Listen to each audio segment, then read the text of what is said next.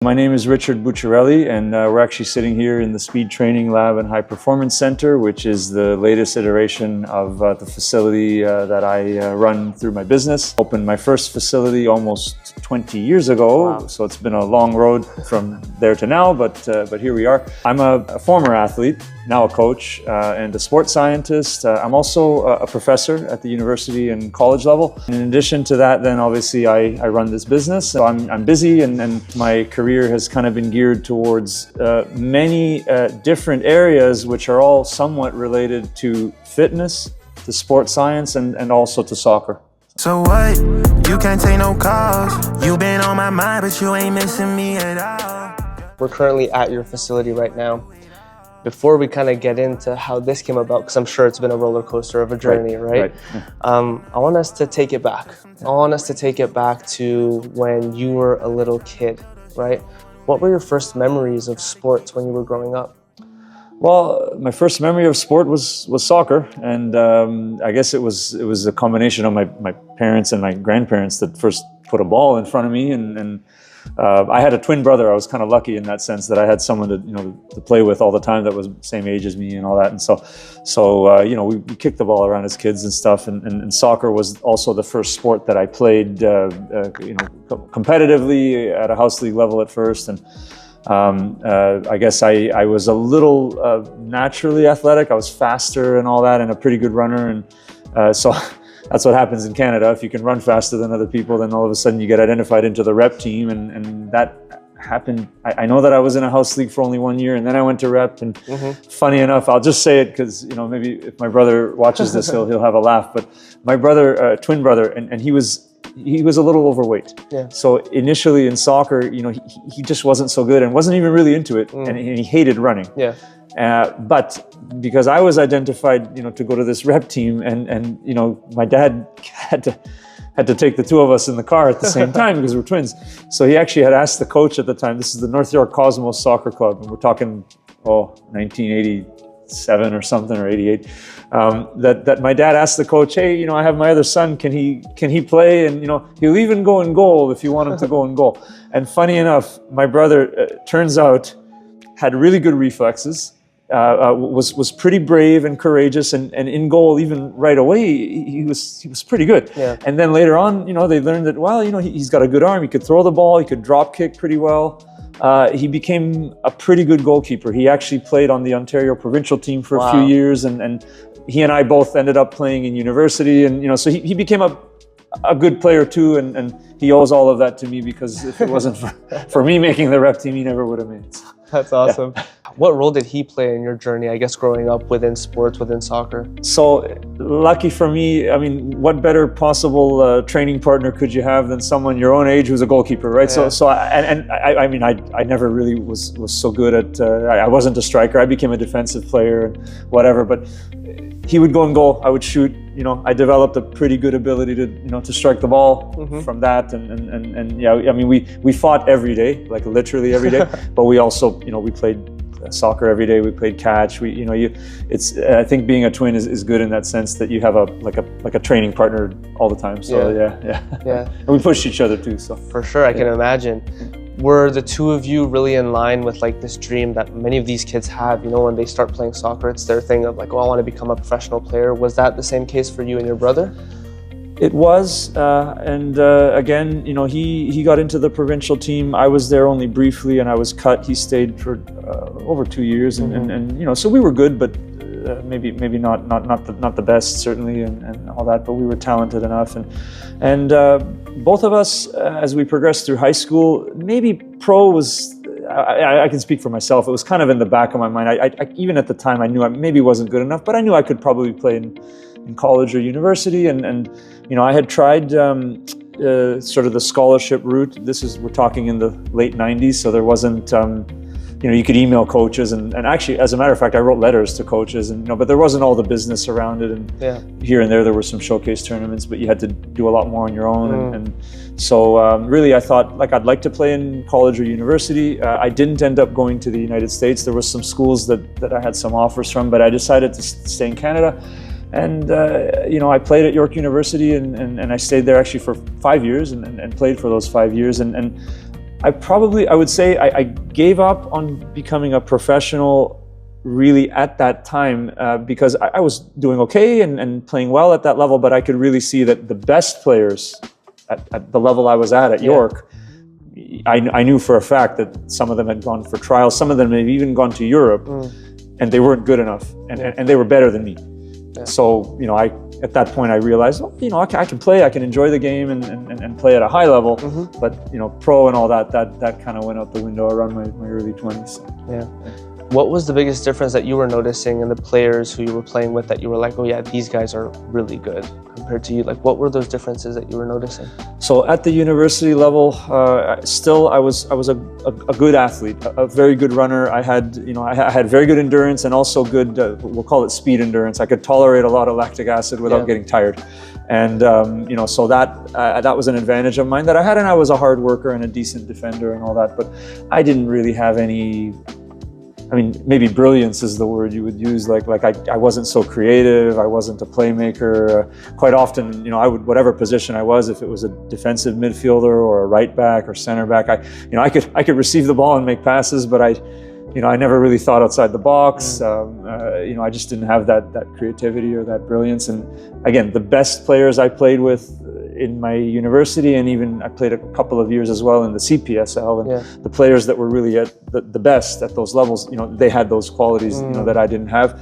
One thing that I do remember clearly, and I'll say it for sure, I gave up on pro after this, was I played with the Toronto Supra. It was a team in the CPSL and a pretty good team. And in preseason, I believe it was 2004, that they invited Boa Vista. So the coaches in the Supra were Portuguese, and they had connections in Portugal. So Boa Vista was a team that had won the Portuguese league the year before.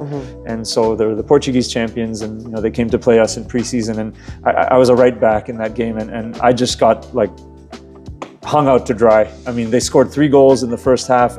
Easily the first 2 were my fault. Yeah. Like I missed an offside trap, and another one, someone came behind me and scored on a header. And I was exhausted. I was out of position. And at halftime, I'm thinking like, you know what, like, professional soccer is out of the question for me. These guys are just way better than me. So, yeah. Obviously you had that kind of moment of like, okay, yeah, things are now going to change. Like that idea of like playing pro and everything is no longer in the back of your head, I would say. How did you make a transition to move on to something else? What was that like?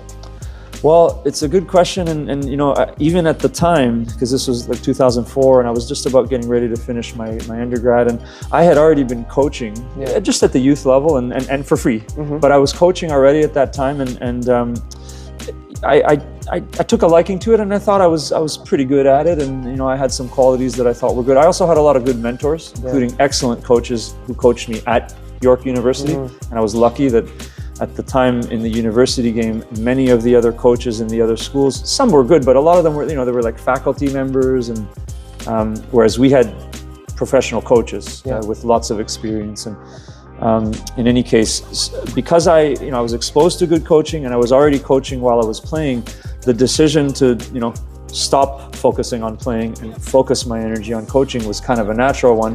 And the truth is, in the CPSL anyway at that time, you know, it was pro, semi-pro, whatever you want to call it, but the training was in the evenings. So you could not coach and also play. You had to choose, and I was already having those conflicts. And so really, you know, I said, well, you know what, I think I can do this, and you know, I'll apply myself at this as a coach, and that's, I really didn't play any competitive soccer after that. Wow. So then how do you go from coaching, almost as like a hobby for free, I guess, right, to this a facility? All right, yeah, it's a good question. So I suppose it's a long story, but I'll try to make it, you know, as short as I can anyway. I mean, while I was coaching, I was also studying kinesiology and working part-time at the time just as a personal trainer in a gym, and you know, I was still at the time also playing, you know, for York, and so I was learning more about exercise science and training, and I would do a lot of workouts on the field before coaching. And so some parents saw what I was doing, parents of the kids that I was coaching, and so they said, hey, you know, this looks cool, you know, maybe can you do this kind of stuff with our son? He needs speed and whatever. And I said, yeah, sure, you know, I'll do that. And anyway, they offered to pay me a little bit, and I was blown away by that. I said, wow, okay, yeah, you'll pay me to train, I'll do that.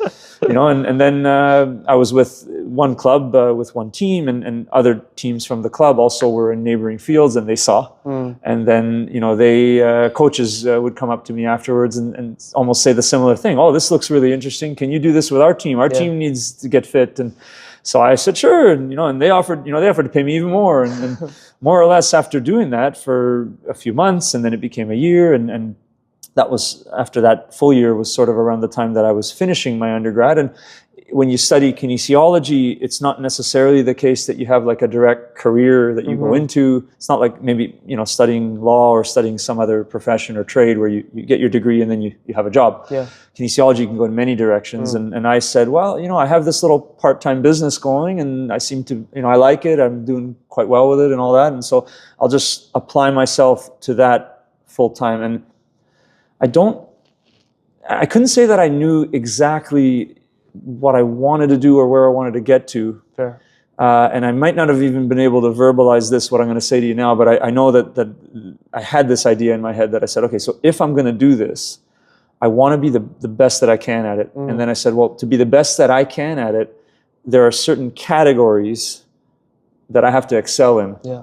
And I said, well, what do I have to do to excel in all of those? I said, well, one of them is, even though I'm doing fitness for soccer, and funny enough, my first company was called Soccer Fitness, right? So I need to also be an expert coach. And so that meant coach licensing. And so I started on the path of getting trained and educated as a coach. Yeah. I also felt like, well, I need to be an expert as a fitness coach and as a sports scientist. And so I started with some of the certifications that you can do after you get your bachelor's degree. Yeah. And then again, it wasn't in the back of my mind exactly that I'm going to do a PhD or do research or whatever, but I figured eventually I'd probably, again, to get the highest level of expertise to excel as a sports scientist, well, okay, you need a master's degree and you need a PhD. Yeah. At some point I was going to do that. Yeah. I also figured that maybe at some point I would need, not just, let's say the educational credentials, but I would need credibility. And I'd already kind of experienced that sometimes, people want to know, well, okay, you're good and whatever, but who have you worked with? So I figured, well, I have to work at a higher level than just the amateur club level. And for me, the only option that was available to me at the time that was at a higher level was the school that I played for. And it happened to be that Paul James, who was my last coach, and again, one of just a fantastic mentor to me, was still the coach at the time of the women's team at York University. And so, he brought me in as an assistant coach with the women's team there. And again, I don't know, I could have said at that time, I need to coach professionally or whatever, but I knew that university was a higher level, but I had to aim higher too. Eventually I had to work with provincial teams, national teams, professional. And, that was another category. And then there was also kind of the business side. And again, I had this little small business and I was aware, I was making a bit of money, but I was thinking even at the time, well, I'm driving from one field to another, and it's pretty demanding, physically demanding and all of it. And maybe I can't do this forever. And I also am going to probably need something more centralized. Yeah. I'm going to need my own facility, right? And these things didn't happen right away, but they were in my mind that like, these are the different categories. I actually thought of them as buckets. So there's like the education bucket and the coaching bucket and the credibility bucket and the having your own facility bucket or the entrepreneur bucket and all of it. I just more or less resigned myself to the fact that I have to excel at all of those. Yeah. And then what do I need to do to excel at all of those? And lots of other things spun off from there. Eventually, you can see in the background, there's some treadmills and some very fast treadmills and then treadmills that don't have motors and all this technology. And even with the business, my idea was, well, I want to have a facility that's my own, that's centralized and all that, but I need to do something that's unique and different than everybody else. I need to set myself apart. And it just so happened that eventually I was exposed to some of this unique technology, which I really liked. And I also saw that there was a clear gap in soccer initially, because literally for almost 15 years, my work was exclusively with soccer and my company was Soccer Fitness. And so I saw that the players are not training enough. They're not doing enough physical training. The intensity of training wasn't very good. The direction or instruction or whatever that was available by Canada Soccer and Ontario Soccer was almost nothing. Yeah. Coaches were not told anything about it. we knew that injury rates in soccer was going up. I had even studied some of that in school. And I also, through school, learned about even the demographics and the business side, which was that while there's maybe even hundreds of thousands of players, like kids playing soccer in Canada, we're talking 20 years ago, now it's probably even more, there were no businesses. There was nobody serving that market. And so, I guess that's a long story, and maybe I've left a few things out, but that was kind of my idea of trying to put myself in a position where I could really excel. So. Yeah, if we break it down, I mean, it starts from you playing soccer at a young age, finding that some of your qualities have to do with the athletic side of the game, right? Your speed endurance, like you mentioned, and then almost developing that, having your own sort of career within the game, and then being like, okay, it's time for me to pivot into coaching, then using those expertise. And now that's kind of, those are the things that you teach and help other people do, right? And develop, which is really cool. I love how you mentioned also how as you were coming up with all of this and developing it, you almost had to separate it into different buckets, right? It's similar, like it reminds me of soccer a lot, because in soccer you have different buckets when it comes to the game. You have the technical side of it, tactical side of it, physical side of it, the health aspect, the mental aspect. And if you want to be the best player that you can be, you have to excel at least in more than one. Yeah, right? maybe you can't do all four, but you have to try. Yeah, right. And also, like you said, like what separates you? How can you be unique, right? You mentioned that the players that were really good when you were playing at university, they had something. They had that creativity. They had something that not everyone had, right? It's really interesting that you mentioned that. It's a good parallel to draw with, I guess, your journey and like a soccer player's journey as well. Right. Yeah. And actually, it's funny you say that, because I know, I mean, again, what made me even able to be competitive at the level that I played at was not my technical ability at all. It was not. It was simply my I guess a combination of fitness and the work ethic that it took to be.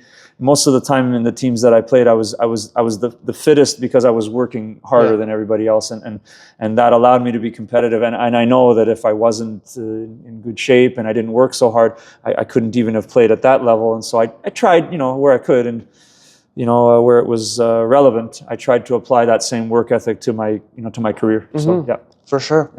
And I'm reading here now, like you also worked with like Canadian national team programs. You also worked in different Canadian professional clubs. What was that experience like? Like what was all of that like? Why don't you talk to us about that? Yeah, sure. So and I'll say that was sort of the credibility bucket, and so you kind of I guess I can say how I got into like the higher levels, because I worked with university teams for a little while, and a very good friend of mine who's still a good friend of mine now and a colleague, and he's been working in the professional game in Mexico for several years, and he's had a fantastic career as a fitness coach and sports scientist. And Paolo Paccione. We were friends, and we were even classmates at York way back when, and he trained me when I was still a player, so we had even a real close relationship. And anyway, he had been the fitness coach with the Canadian women's team, starting with the U17 team, and eventually in his career he started to progress, and he got into the men's team, and that left a vacancy. And so that was something that a lot of times this is how people get jobs in football and soccer, and we like to think that it's always just the best man for the job or best person for the job or whatever. But there's a bit of friends help each other and all that. And anyway, he had talked to some of the people involved there, and had more or less got me an interview anyway. And from there, I started as the fitness coach with the women's U17 team and stayed there for a little while. Briefly, I worked with the U20 team, and eventually even progressed for a brief time with the Pan American Games team with the women. And then also kind of around that time, or kind of a little bit after working in the national team, was when I worked with the Toronto FC Academy. Again, there was some connections that helped me get in, but that's the way it goes, and that was the academy. From there, I want to make sure I get all the timelines right, was another a friend and a colleague of mine, a very, very good coach who had worked in the Canadian national team system, and eventually also in professional clubs in other countries, in Italy first, and eventually he got a job in Uruguay. This is Rafael Carvajal, another just a top coach. I would put him as, he's the best coach I've worked with. Wow. in my career. And he got a job in Uruguay with a professional club in the 2nd division, and he brought me there as his fitness coach. And so I was there for a little while in Uruguay. Came back to Canada. Again, a friend and colleague of mine, it's a familiar story, but this is the way it goes, is Julian de Guzman, who at the time was the general manager of the Ottawa Fury in the USL. And, they were looking to hire a fitness coach, so I worked there. And I can say, I guess the only other pro team that comes to mind that I haven't mentioned is the Halifax Wanderers, which came later on, and also due to a connection and relationship I had with Stephen Hart, who had been our men's national team coach. And eventually, he brought me out there. And so I guess the first thing I would say, and it's a trend, and I'm sure any other, coach or fitness coach or whatever that works in the game will tell you that, success and opportunities and all that, like, you have to be good and competent and all that, but you also have to have friends. And so building those relationships, and some of it is just friends of mine, or people I trained with or played with, or people I coached, or people who coached me. And you have to meet people somewhere, but that's one of the cool things about our game, is that you meet all kinds of people. And as a matter of fact, I mean, it's how we met. For sure. Was that I trained you and stuff when you were a kid. So this happens. And so building those relationships is really important. What was it like? I mean, it was definitely, the first thing I'll say is I did not do it for the money, because if you go into those environments thinking, that you're going to get paid a lot of money, you're going to be disappointed. For me, it was, again, it was an opportunity to work at the highest level possible. And the first opportunity for me at that really high level was the women's under 17 national team, and it was an honor. Like, it was. I mean, I can tell you a story, maybe which I'll still probably get goosebumps when I say it, but is we in 2012 we qualified for a World Cup, which was in Azerbaijan. We happened to play in the opening match in that tournament, and so just the background you'll see at halftime of our game, Jennifer Lopez was performing in a concert, and after our game was the Azerbaijan women's team first game. And so what does that mean? There was a lot of fans in this stadium, and I had been to some games, like, as a fan. I actually been to World Cup games and a few things, so I've experienced it as a fan, but never as a coach like that. And this is, we're talking women's under 17, so these are they're kids basically. They're 16 years old. So but it was, by the time the second half rolled around, there were maybe close to 40,000 people in the stadium. We were playing Nigeria. Nigerian fans were there with the drums and all of that, and we were winning 1-0, and I was warming up some players and on the sideline, kind of getting them ready to go in, and I had to shout to a person who was literally right beside me, because she couldn't hear me, and anyway, and they get in the game, and the game progresses, and it wasn't quite in stoppage time. It was around the 88th minute. Nigeria scored. The players got down on their knees and are praying and all of that, and the drums are going and the music. Like, I get goosebumps just talking about it. It was just unbelievable, and that was just the first game. Wow. We ended up getting to the quarterfinals, and anyway, those experiences, and then I've had others at the Pan Am Games and the professional game, and even just the feeling that you get from the warm-ups, and as a fitness coach, that's a real important time, where you're working directly with everybody, and I guess if I'm wondering, like, what was it like, or I'm trying to say, or I'm wondering why did I do it? I did it because I like that feeling, and as a player, I didn't experience it. I played in a few playoff games in university or whatever, but I never experienced anything like that as a player. Yeah.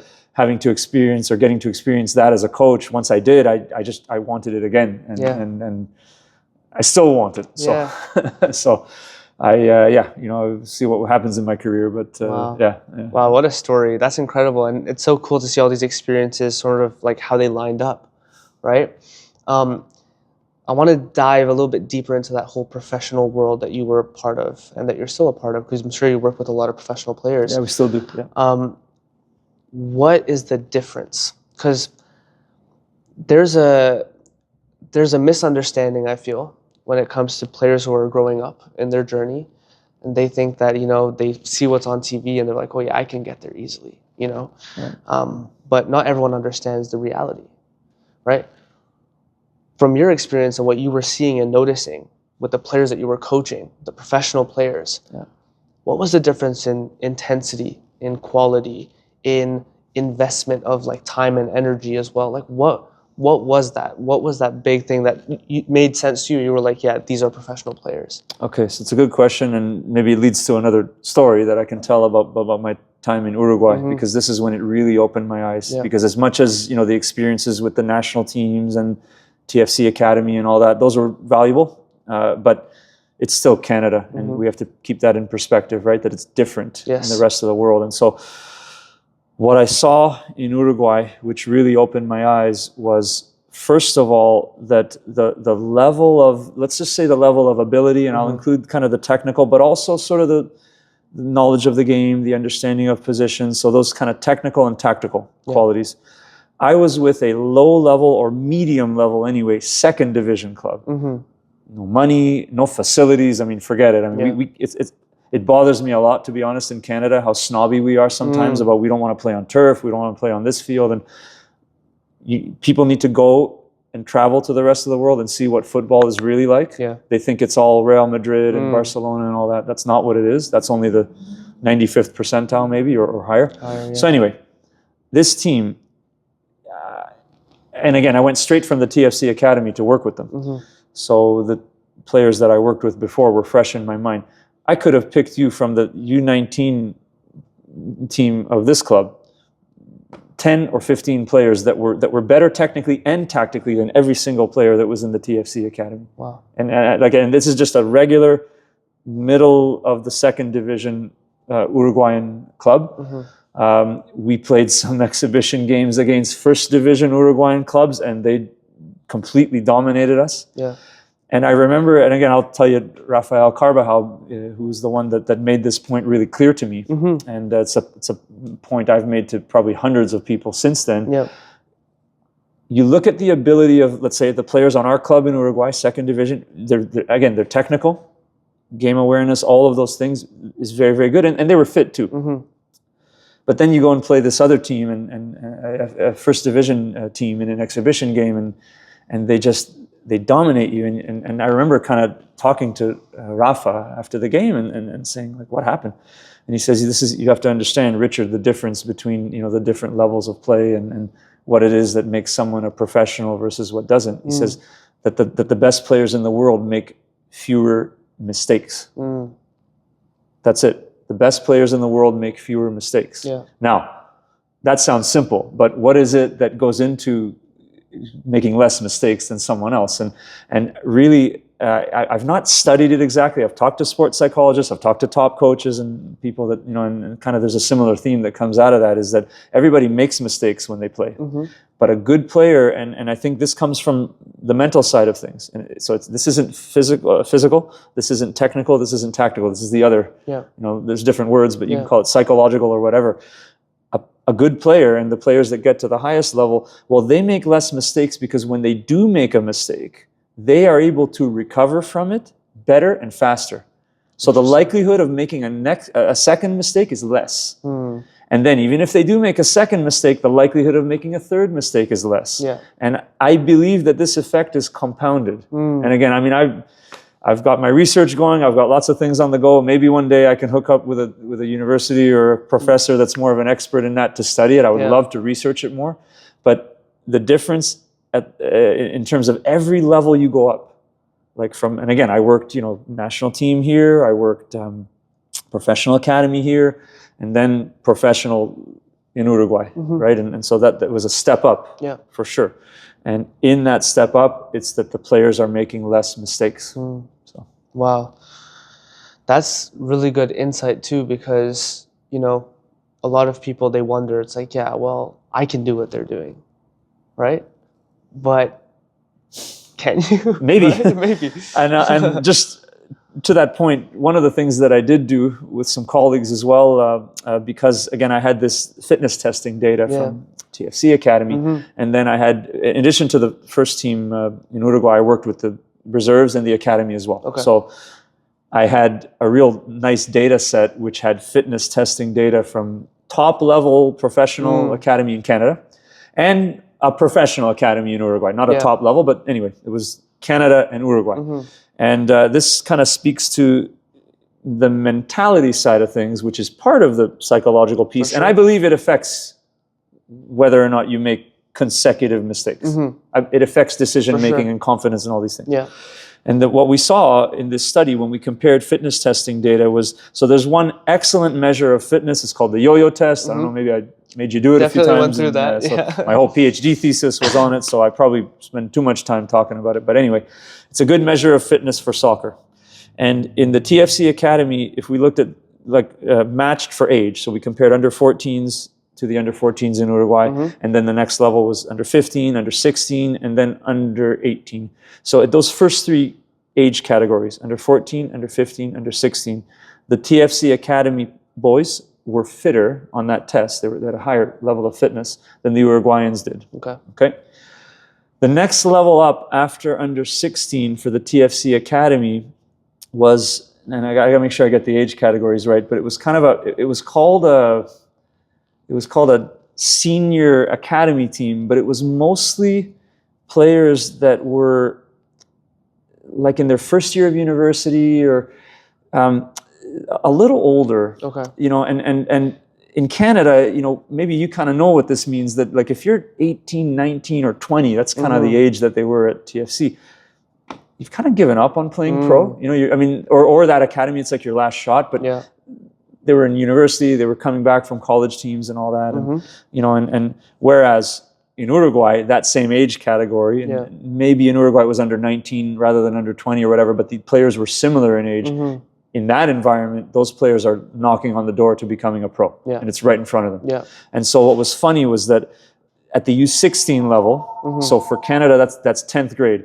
To me, that's the level where not just the fitness, but everything, the mentality, the professionalism, the work ethic, all of those things is as good as it's going to be in Canada. Maybe it's changed now with CPL and all that, but we're talking 10 years ago. And you know, why? Because that's the age, the 10th grade, and we're talking boys as well, right? But where you know, they have the whole world in front of them. They still believe that they can be a professional. And not just in TFC, they believe, you know, they could go to Europe, right? And so they were, not only were they fitter than the Uruguayans at that age, that team, under 16 in Canada, was fitter than the under 20 team. Wow. Physiologically, this doesn't make sense. You cannot take a group of young men that are 19 years old and train them, and take a group of young boys, young men that are 16 or 15 and train them, and expect that the U16s are going to be fitter than the U20s. The U20s are bigger, stronger, they have bigger lungs, they have bigger, stronger heart. I mean, all of it. On paper, it doesn't make sense. It wouldn't. It only makes sense when you factor in, again, the mentality. And I didn't measure mentality, but I knew, because I worked with these boys every day, and I knew that the senior academy team had, you know, they had talented players and whatever, but they just weren't working as hard. They just didn't have the same seriousness about the game, the same mentality. And again, obviously, so that U20 team in Canada was less fit than the Canadian U16s, and of course was also less fit than the Uruguayan under 19. So that was the age at which the Uruguayans were fitter. And fitness is not the be-all, end-all. I fully admit that. But it's a sign of how hard you're willing to work. It's a huge A high yo-yo test it means nothing else other than that you've been training hard. It's not genetic. It's not anything related to factors that are outside of your control. If your yo-yo score is high, you've been training hard. And if it's not as high, you've not been training hard enough. And so the Uruguayans that are, again, knocking on the door to be pro, well, they were in shape. The Canadians were not. So. Wow. What did you notice was like the big difference in the way that they were training in Uruguay compared to in Canada? Because you've seen both, right? Was there anything that was very noticeable? Definitely. So I'll tell you another story, right? Is the very first day that I was in the change room, in the dressing room while everyone was getting ready for the first training that I was a part of. And I started to notice everybody, maybe I don't know if you guys can see my feet or whatever, but everybody was sitting up and with these tensor bandages taping both ankles. And I saw one or two players, I'm like, wow, okay, there's a lot of injuries here. Eventually I saw the whole team is taping their ankles, both ankles. And I'm thinking, okay, this can't be. Not everybody has a sprained ankle. I don't see any swelling. I don't understand, right? In any case, the culture there is because of how hard they train, and also because of the quality of the field. And, you know, the quality, the grass is not very good. It's very hard and all that. And, you know, so they don't take any chances. They tape their ankles before every single game. Wow. Okay, so that feeds into the concept of mentality. They're more competitive, they're tougher, and they train harder.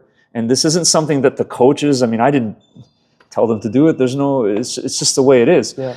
And another thing and it's another story about Rafa, I have lots of them, but this is one that, as a fitness coach, a lot of times I'll set up exercises where there's little like speed competitions, little relay races or things where players are, competing, and the guy that wins doesn't do push-ups and the other one does, or whatever, right? But if you do this with Canadian players, they put their foot on the line every time. They follow the rules. Yeah.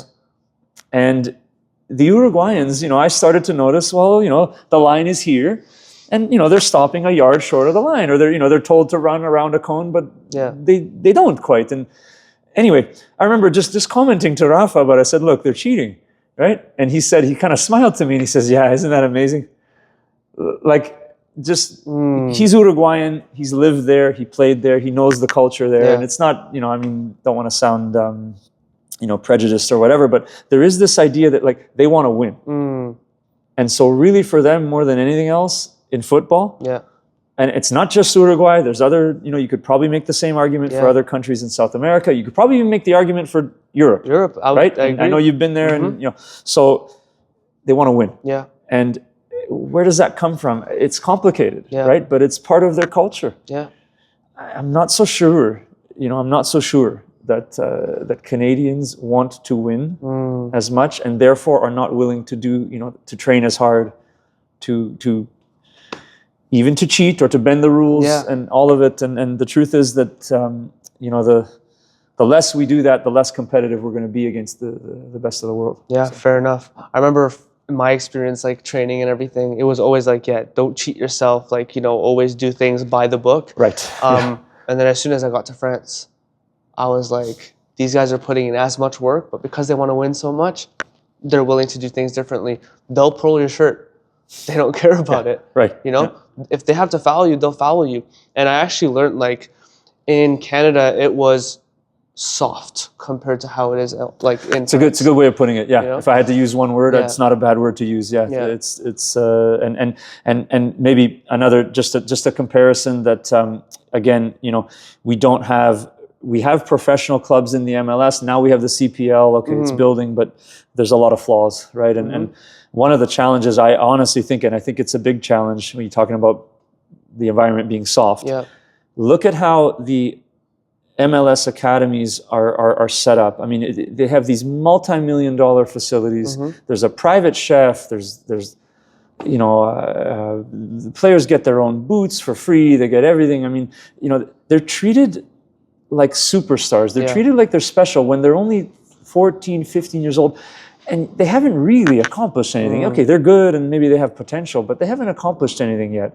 And I believe over time, okay, it makes them soft, it spoils them. Yeah. I mean, I remember a few times at TFC, I wowould see players that were, because there's a laundry service, I mean, the players would just take off dirty shirts, socks, whatever, and just drop it on the floor. They wouldn't even put it in the laundry tub and these kind of things. And whereas, again, I went straight from there to Uruguay, and, the team manager for our club, he would go to a gas station and buy a giant, I don't know what it was, 4 gallons or something of water, like a big heavy thing of water. Everybody drank from the same water.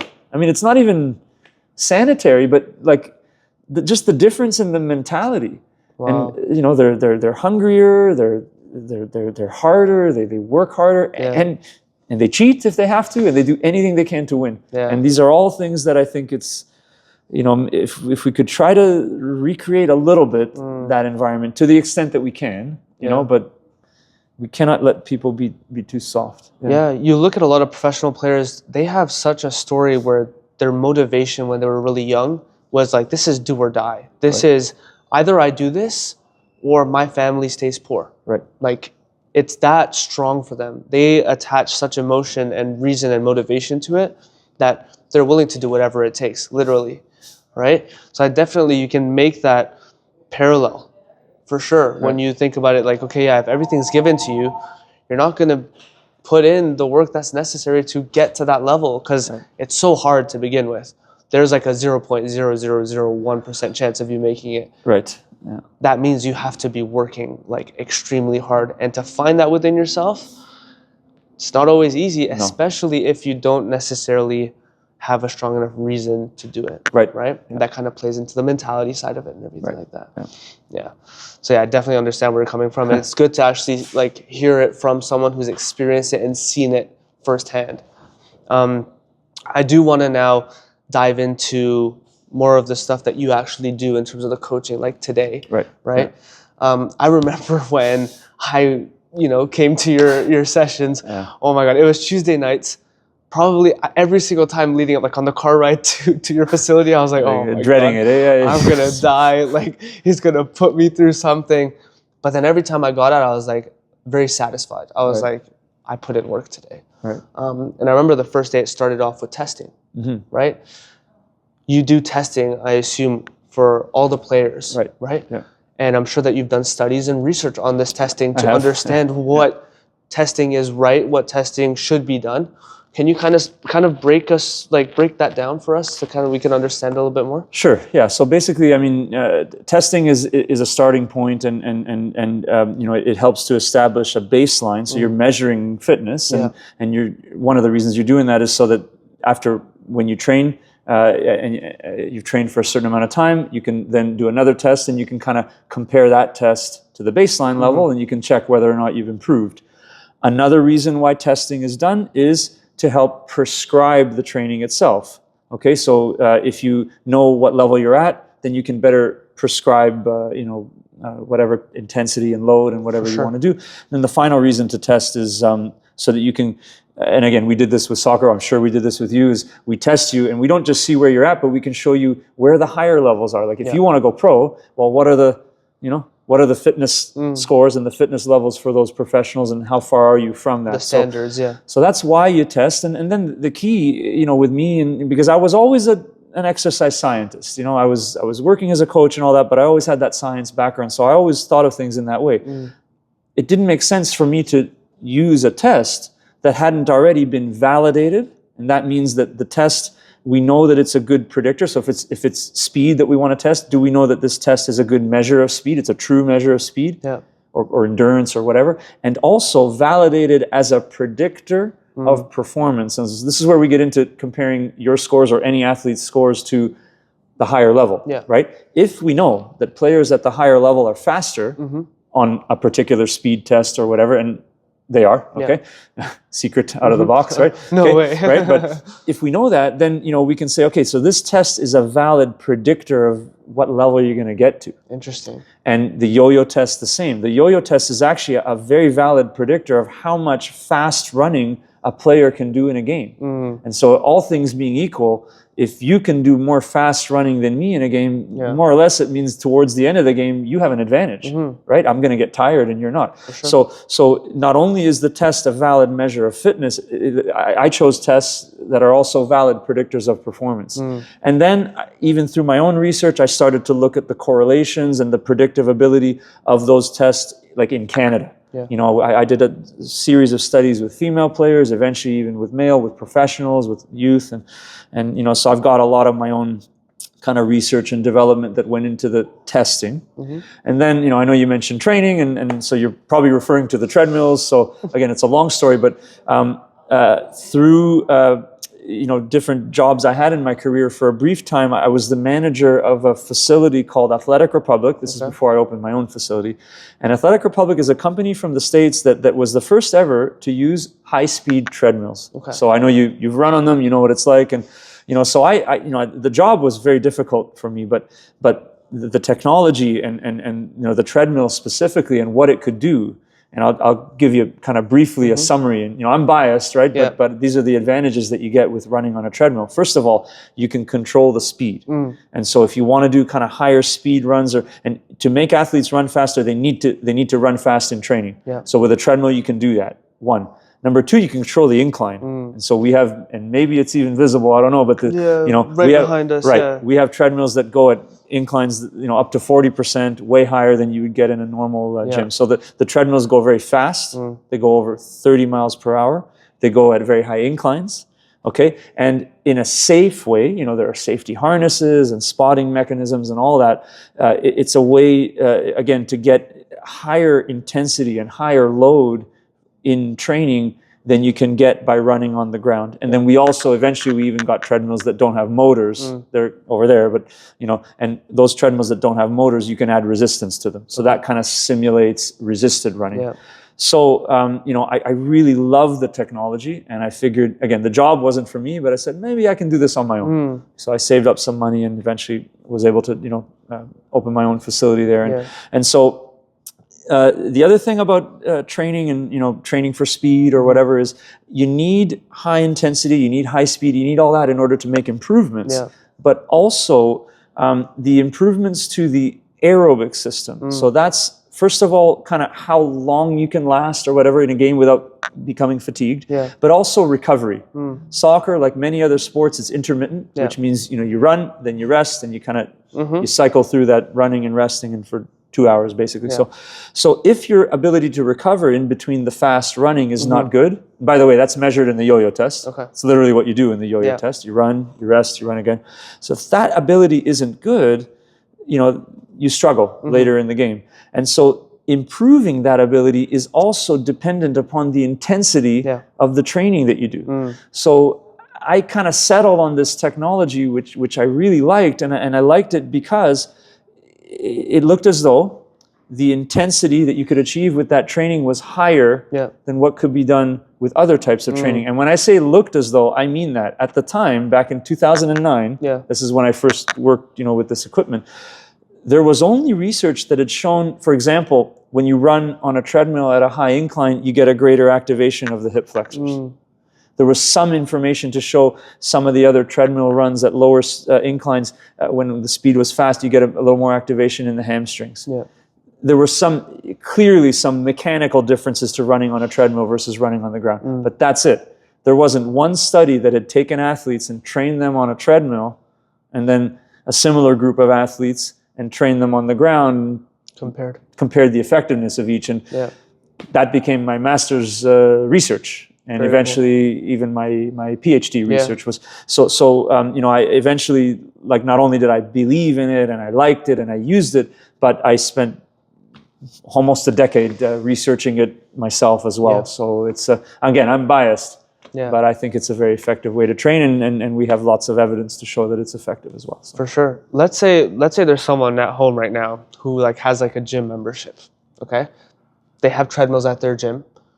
What would you suggest would be a good way for them to start training and developing their speed just on their own, like when they go to the gym on a treadmill, using a treadmill? Right. So I guess the first thing is we just have to make sure that the treadmill has the capacity. Like if it's a cheaper or lower grade treadmill, then often, even though the highest speed is 10 or 12 miles an hour, when you put them up that fast, they're really shaky and not necessarily safe. But a decent quality treadmill, typically they're going to have a maximal speed of anywhere from 11 to 12 miles per hour. It's fast enough to train on. And even an incline, they won't go as high as ours do, but they might go to about 15% grade. So you have the capability of the treadmill to get those higher intensities. So now the key is how to train on it. Simply put, you need intervals or periods of time where the speed is high and you're running fast or at a high intensity, and then you need rest periods in between. So there's lots of different protocols. I like 3, and I'll tell you the 3 of them. Okay, so the first is called high intensity interval training, or HIIT. You would use an interval where you run pretty fast, maybe 80 or 90% of how fast you can run, for 1 minute, maybe 2 minutes if you can push it. And the work to rest ratio, or the time between work and rest, it's 1 to 1, meaning you run for 1 minute, you rest for 1 minute, and you repeat. That's an excellent protocol for high intensity interval. Okay. The next one that I like is something called aerobic power. And basically there, you'd run for 30 seconds, very close to, I don't want to call it the fastest speed you can run, but on these treadmills that only go 11, 12 miles an hour, a good soccer player would probably be able to go close to that. So call it 90% of the fastest speed for 30 seconds, then rest for 30 seconds, and then repeat that. So the rest period is much shorter. The work to rest ratio is still 1 to 1, but it's a little more tiring, to be honest, right? And then another protocol is sprint interval training or repeated sprint training. Sprint interval is kind of like what it sounds like. You have to sprint. You have to go as fast as possible. If it doesn't work because the treadmill isn't fast enough, then turn it up to a higher incline. Because then it's not as fast as you can, but the intensity is maximal for 10 seconds or even 6 seconds, and rest for about 1 minute. Yeah. And these types of programs, I like them because they target the aerobic system, the heart and the lungs and all that. They target the anaerobic system, so they kind of force you to build up some lactic acid and deal with that. And they also, because you're going fast, they target kind of the faster and more powerful muscle fibers, and they can be used to improve speed as well. So they kind of can be used to almost, it's like a cheat code almost. You can improve all three of the body's energy systems with these similar type workouts. Not perfect. You need to lift weights. You need to play. You need to do all, it's plyometrics, agility training. You need other things.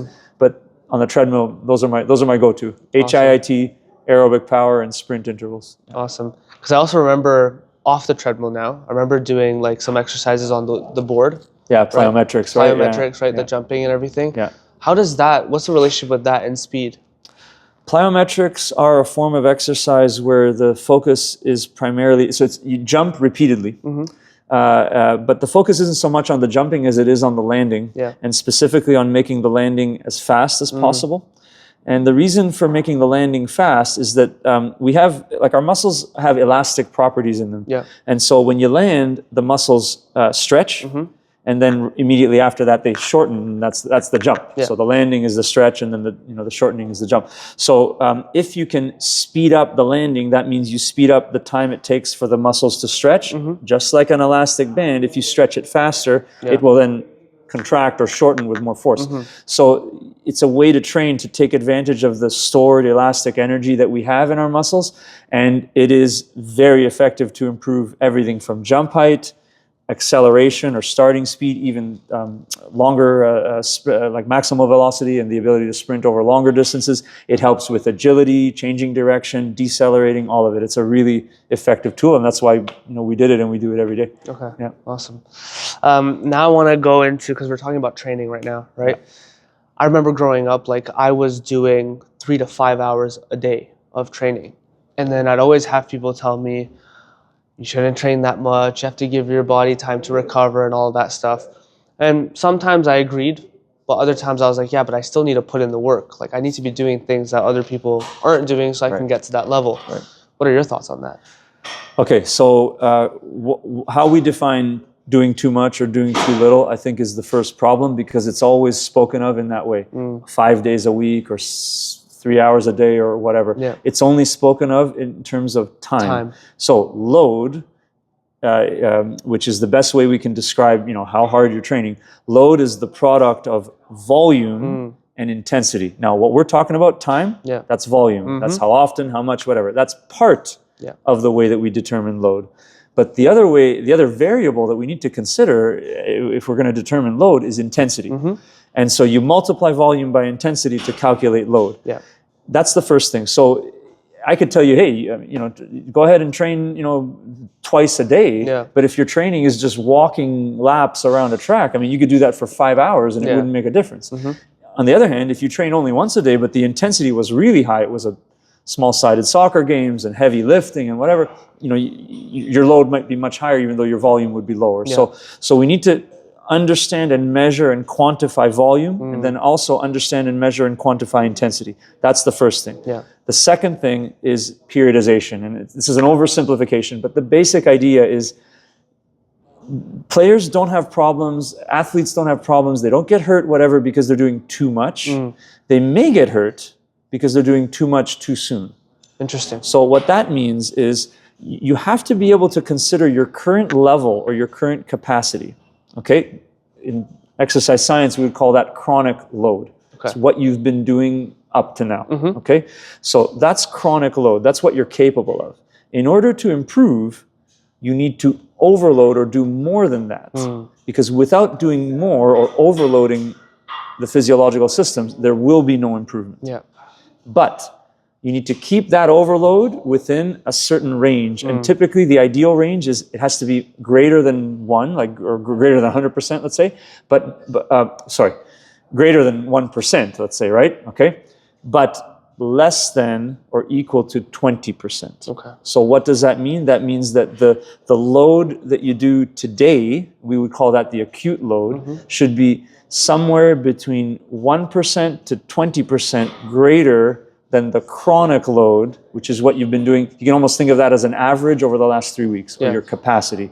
You have to do something that's greater than your current capacity, but you shouldn't do something that's too much greater than your current capacity. That's when you get hurt. So the issue with you is, did you go from training 2 or 3 days a week, here in Canada, to 5-6 days a week pro? That's the problem. It was the jump. Yeah.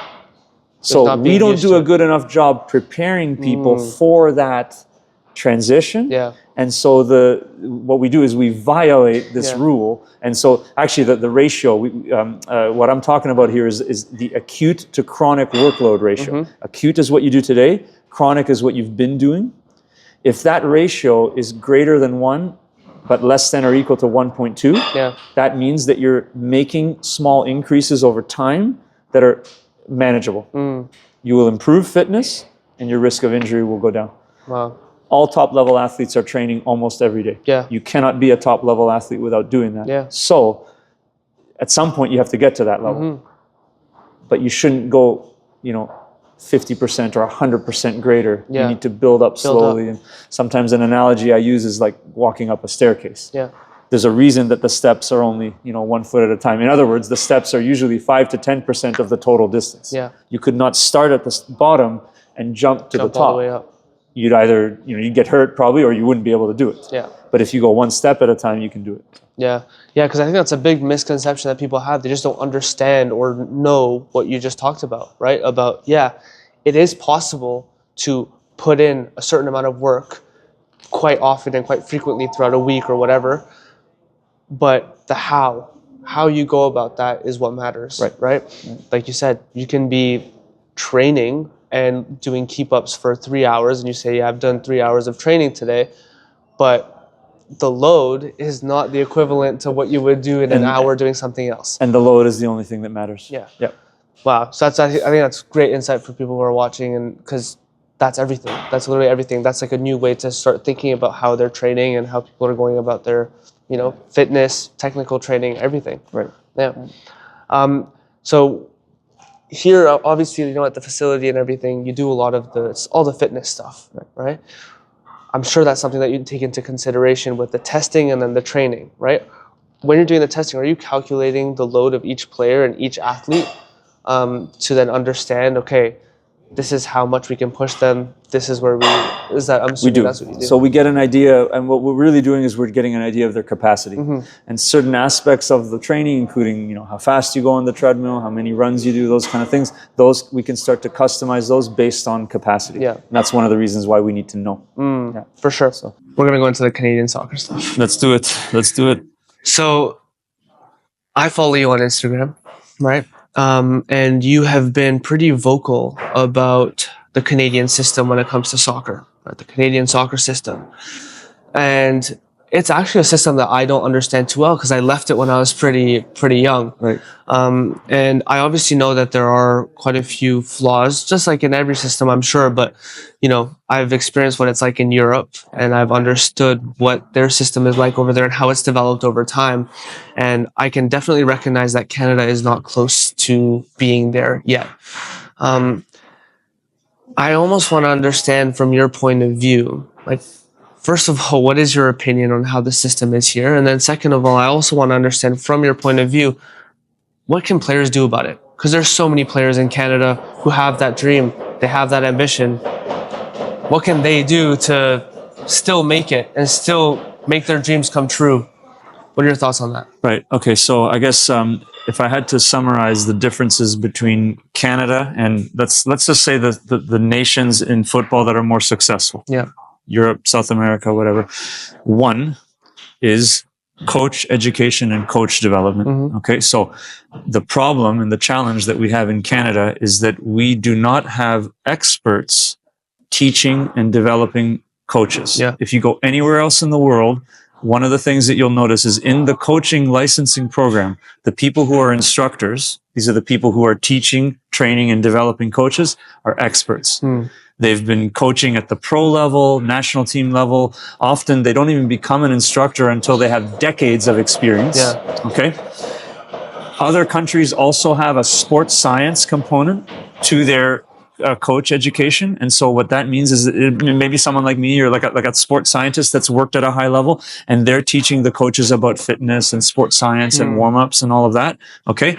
And that is completely missing in Canada. Yeah. And even, again, the instruction that the coaches do get, it's delivered sometimes by instructors that have almost no coaching experience at all. This is unique to Canada. There's nowhere else in the world that has coach instructors teaching in the national licensing program that have such little experience, and all of them, or none of them, I would say, have any high-level coaching experience. Yeah. None of them have coached in the national team. None of them have coached professional soccer. They have no competence at that level to be able to train and develop the other coaches. And our coaches suffer because of that. Sometimes I use the analogy that it's like going to a university where the professors are not experts. You know, like going to a law school where the law professors are not lawyers and have no experience, practicing law. Like a medical school where the instructors and professors are not physicians. Yeah. Nobody would ever do that. But yet here we do that with coaching. Yeah. Okay, so that's one, coaching development. The second, and it's a big one, player identification. Okay, so no matter what, we have a national team. Everybody has these high-level teams and programs, and everyone in Canada wants to get there. Okay, so what we have here is we have a system where, I mean, it's almost as bad as it can possibly be in terms of identifying players for the higher level. So I'll start from this league called OPDL. Yeah. The OPDL is a league which claims to have high standards, but when you actually look at the standards that they have, the standards are either really, really low or they're non-existent. Okay, what that means, there's a claim that's made that the coaches in the league have a high level of coaching because they have a B license or whatever. But remember, the B license that they have, the license that's required for them to coach in that league, it's a Canadian license. Yeah. And therefore, it's a license that's delivered by incompetent instructors, so it has no credibility. It's not actually a high standard. Yeah. That's one. They say that there's a standard around fitness training, and they say that the teams are supposed to do one fitness session a week. But I know for a fact that there's lots of clubs that don't do that. The standard is not enforced. Sometimes it's not fitness, it's a yoga class. Sometimes it's, some random running workout. There is no actual standardization around fitness. They do fitness testing, but the testing is, sometimes the data are collected with electronic equipment, sometimes with stopwatches, sometimes, and I know this for a fact, that there are some clubs that even lie and invent data because they can't be bothered, or they don't want to, take the time or money or whatever that it takes to actually run the tests themselves. Yeah. Okay. And you can kind of go on and on from there. So now that league, which has either very low standards or no standards, that's the league where all of the identification into the provincial program, which eventually leads into the national team and into the TFC academy, happens. So as if that wasn't bad enough, that they were funneling them, we're funneling people who have ambitions to play for the national team into that league. Yeah. Okay. There is also now a financial barrier. The league costs $5,000 to $10,000 per player. There are lots of people that can't afford that. There are also lots of people that don't want to pay it. Yeah. Okay. As if that wasn't bad enough, we also have the issue with how players get identified from that league to the provincial team. It's not by the provincial coaches, who should be objective, scouting the players in that league. In fact, it's the opposite. If I'm a coach in the OPDL, I tell the provincial team who my best players are. Interesting. It's backwards. It's biased. The provincial coaches really only see the players who have been invited, recommended by their own coach, and they see those players only on a weekend, which is a sample that is way too small to be making decisions. Yeah. Okay? So we've talked about standards. We've talked about the problems with player identification. We've talked about the fitness problem. The last thing I'm going to say is that there is also a financial conflict of interest. The OPDL is run by Ontario Soccer, and every single club, and that means every single player who pays fees to be in the league, a part of that fee goes to Ontario Soccer. So Ontario Soccer tells its young players, if you want to play for the provincial program or play for Canada, which is that if you want to be part of our talent player pathway, that's what they call it. If you want to be part of our pathway, you have to be in this league. You don't have a choice. You have to. And by the way, it's a league that we profit from. To me, that's a conflict of interest, and it's not even unethical. I wonder if it's even legal to do that. Is it legal? Is it legal for Ontario Soccer to gatekeep and more or less coerce young, talented players into a league that the players pay for and that Ontario Soccer profits from? Just for people's sake, so that we understand, where are you getting all this information from? Because I'm sure you've from my work as a coach developer at Ontario Soccer, from my work with dozens of different clubs that play in the OPDL, with hundreds of players that have played in the OPDL and their parents, and with coaches, dozens, if not hundreds of coaches and other people in the game that are my friends and colleagues. So you're getting this information pretty much from directly from the source. Directly from the source. Yes. So I think, there are many gaps in the system, right? As you mentioned. Now, let's say I'm a player. I am 15 years old, right? I'm in Canada. Let's say I'm in Ontario. I know that I'm good enough to make it. I have the quality, I have the ability. I'm putting in the work, I'm putting in the training. Inevitably, I'm part of the system, whether that's in an academy or I'm playing OPDL or something, right? What advice do you have for that type of player? So the first thing, and maybe go back to kind of what I was speaking about earlier. So that mentality, that work ethic, that has to be there. Okay. And the truth is, most probably you're going to have to, whatever you're doing, you're going to have to be willing to do more. Okay. That's one. Train and play and work with the ball as much as you can on your own. That's one. Okay. Fitness, it is inexcusable to not be in shape. You can come and see us, and of course we help players, but you can do it on your own. You can see someone else, but you need to be in shape. So training and playing with the ball every day on your own, you have to be in shape, and you have to take care of everything to do with your health, sleep, mental health, nutrition, all of it. So those are like non-negotiables. Beyond that, honestly, I'm biased towards the private academies as opposed to clubs that are in that OPDL, because it's not, even the cost is pretty similar between a private academy and an OPDL club. So it's not necessarily the cost, it's that the gatekeeping doesn't happen.